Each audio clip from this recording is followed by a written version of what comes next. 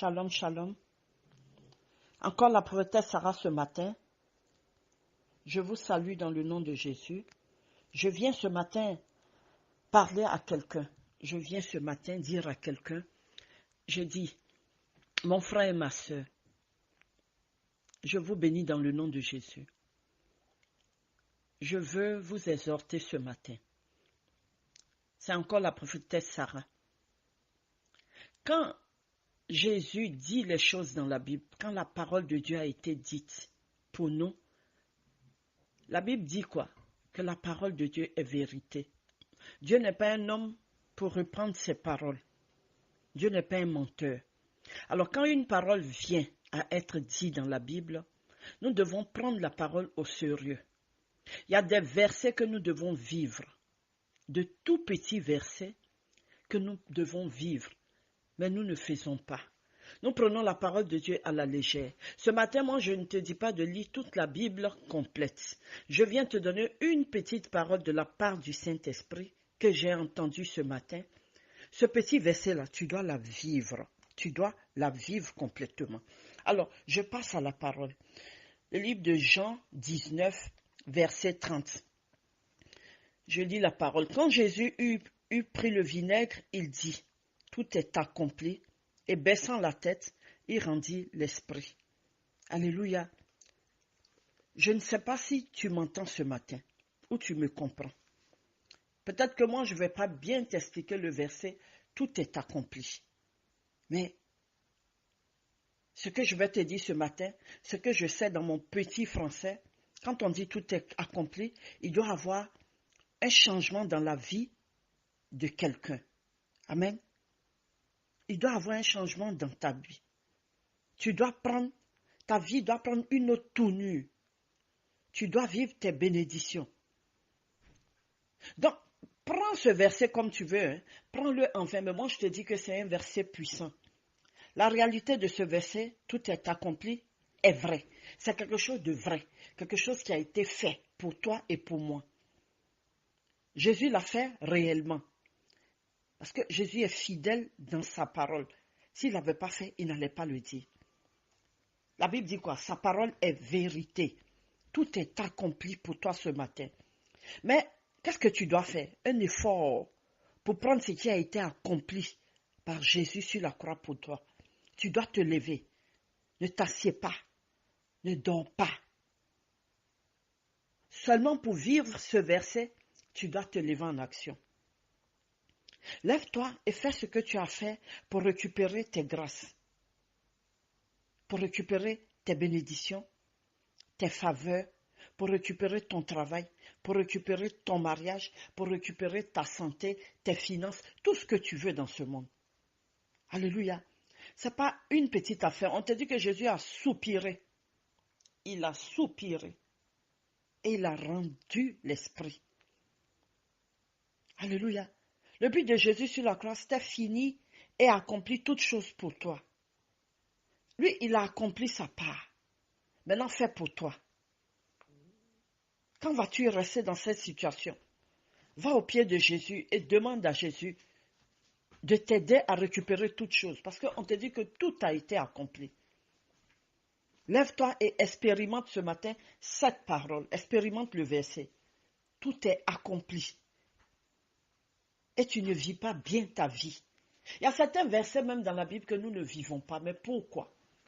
Il faut vivre le verset. Tout est accompli et tu ne vis pas bien ta vie. Rien ne va chez toi. Rien ne change. Tout est même chose. Tu pleures ici, tu tournes ici, tu cries ici, tu soupires ici. Alors que le soupir a été fait, on dit tout a été accompli. Je suis venu de la part du Saint-Esprit pour te faire vivre ce verset ce matin. Tout est accompli. Je dois tout avoir. Tout est accompli. Je dois avoir l'ensemble de mes bénédictions. Alléluia.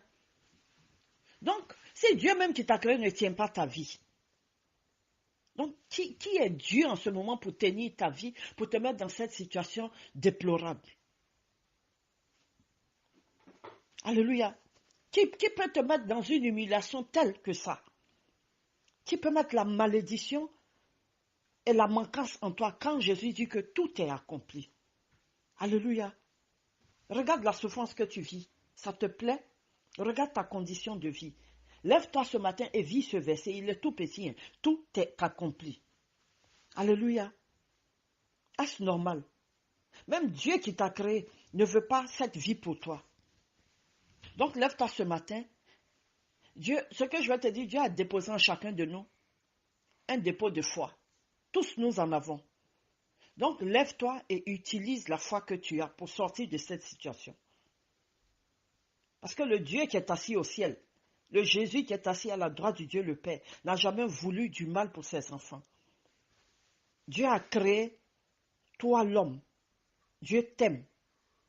Il a formé un plan de quoi? De grâce, d'amour et de bonheur pour toi. Dieu aime l'homme. Et pourquoi? L'homme que Dieu a créé doit te laisser dans cette situation et puis tu vas t'asseoir. Si seulement tu lisais le verset, si seulement tu vivais ce verset, si seulement tu appliquais ce verset sur ta vie, est-ce que tu as bien lu la parole de Dieu? Alléluia. Il faut que tu lises bien la parole de Dieu. Si le verset que tu as lu est en conformité avec ce que dit la Bible, tu ne dois pas t'asseoir. Mais si ce que la Bible dit est différent de ce que tu vis, comme je te dis tout le matin, lève-toi. Demande à Dieu, tu veux vivre cette parole. Tout est accompli en toi ce matin. Tu veux la vivre. Tu veux vivre cette parole. Ce matin, que cette parole-là ne soit pas en vain. Elle ne soit pas vaine la parole. Vis la parole. Jésus a payé le prix pour toi. Ce prix a été vraiment puissant. Ne prends pas le sacrifice du sang de Jésus en vain ou à la légère. Non. La situation que tu vis tu dois même pas la vivre même. Ce qui t'arrive n'est pas juste. Je parle de toi et de moi. Alléluia. Ce matin, je ne te dis pas, lis toute la Bible. Je te dis, expérimente ce verset. Parce que la croix de Christ est vide pour toi maintenant. Jésus n'est plus sur la croix, il a déjà souffert pour toi.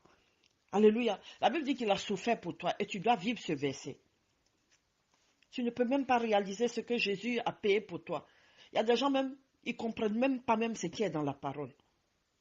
Ça, c'est la parole de Jésus. Tout est accompli. Donc, les souffrances que tu vis aujourd'hui, ce que tu vis depuis, quelle que soit la durée de ta souffrance, on te dit que tout est accompli, tout a été payé. Tu dois vivre une vie meilleure. Quand moi j'entends cette parole, je dis quelle joie, quel soulagement, quelle libération. Donc vis la parole, répète-la autant que tu veux ce matin.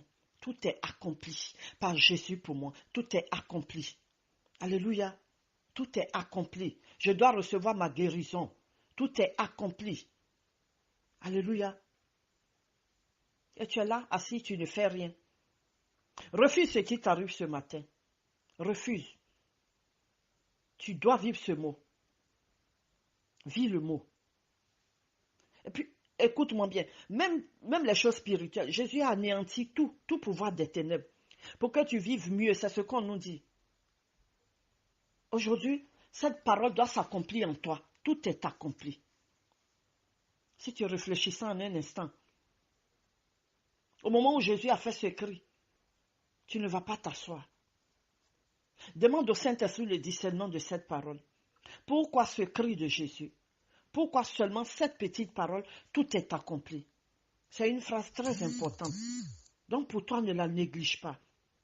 Alléluia. La Bible te dit aussi qu'il a effacé aussi l'acte dont les ordonnances te condamnaient. Tout est accompli. Tout est réalisé. Tout est payé. Jésus dit, j'ai achevé toutes choses pour toi. Ce que tu vis en ce moment, tu ne peux plus la vivre. Tout est fini pour toi, mon fils. Fini totalement. Tout est fini entièrement. C'est ce que Jésus te dit ce matin. Le malheur est supprimé. La maladie est finie. La souffrance plus jamais. Tout ce que Dieu devait faire pour toi et moi a été accompli. Vis ce verset ce matin. Vis-le. Vis cette parole. Parce que cette parole, tout est accompli, te donne accès à tout. Et tu es dans le temps de bien vivre ta vie. Alléluia. Donc, utilise cette parole ce matin avec moi. Tout est accompli encore dans le nom de Jésus. Sois béni. Pour toi qui n'as pas encore accepté Jésus, je te dis ce matin, tout est accompli. Jésus a payé tout sur la croix. Tu n'as rien à résister. Viens vers Jésus. Fais cette prière avec moi. Père, dans le nom de Jésus, je viens à toi. Je reconnais que Jésus-Christ est mon Seigneur et mon Sauveur. Je crois dans mon cœur qu'il a fait l'œuvre de la croix pour moi. C'est ainsi que je veux vivre ce verset de Romains 10, verset 9 aussi. Tu me dis que même mon salut est accompli. Que Dieu te bénisse encore dans le nom de Jésus.